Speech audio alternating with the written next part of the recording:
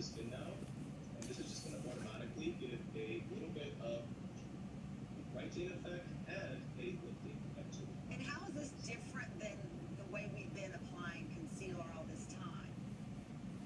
Well, I think it just depends on the location that you're applying concealer. I think a lot of people, they put a lot of concealer in the center area when it's really not necessary. You want to apply more to the inner corner here and then blend that out